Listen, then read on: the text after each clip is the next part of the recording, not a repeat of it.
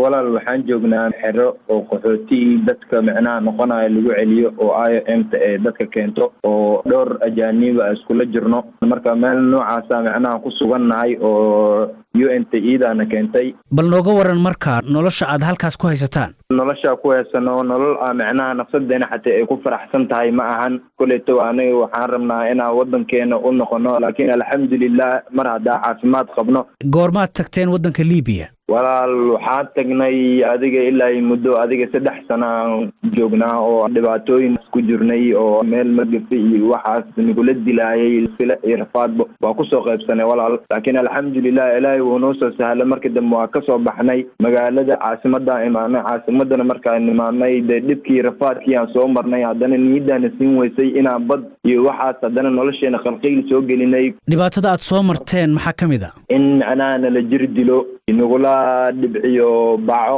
koronto nagula qabto walaal ma soo koobi karo waayo silaac xanuunyo badan gabdhaha ajaanib faraxumaysanayso adigana waxba aan ka qaban karin waxyaabo badanna way jiraan oo hadee marka adiga soo xasuustay niyadii isiineen inaa adiga sheego ma garanaysaa. qaabkeed uga soo baxdeen dadka idin haystay ee aad sheegtay inay dhibaato jir iyo maskaxba idin geysteen? adiga lacag barna waa nagala qaatay barki kalena koleetaba dee ilaahay baa noo fududeeyo adiga meesha dagaal iyo waxbaa ka jiro sidii baa meesha kaga soo carno kaga soo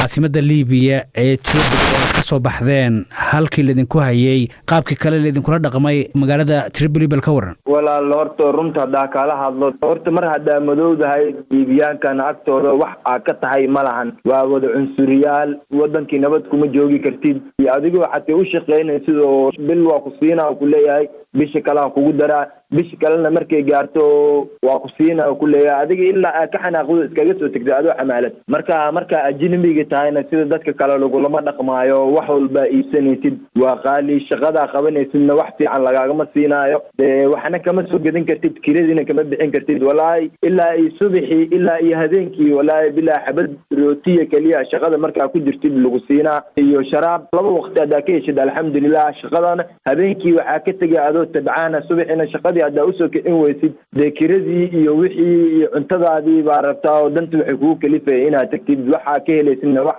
oo xataa noloshaada xakameyn kara ma ahan. kadib maxaa dhacay? UN-t iyo hay-adooyinkii raadinay markaa raadino u tagnayna dee runta u sheegno waxaan ku raadnay waxaan rabnaa inaan wadankeena ku noqono intaasoo rafaad aan soo marnay dee maantana waxaan go'aansanay dee wadankeena inaan ku noqono anagoo maskaxdeena tamaam ee tahay naceliya.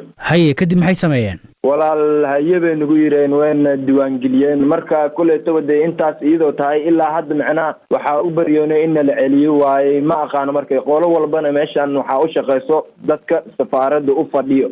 waxaa tiri dadka waxa u dooda safaaradahooda idinka safaaraddii Soomaaliya halkaas ma la xiriirteen? anaga taas waa ka codsanayna oo dawladana baaq ugu dirayna safaaradana waa la hadalnay laakiin ma u maleynayo safaaraddeena dee in noo soo jeedaba.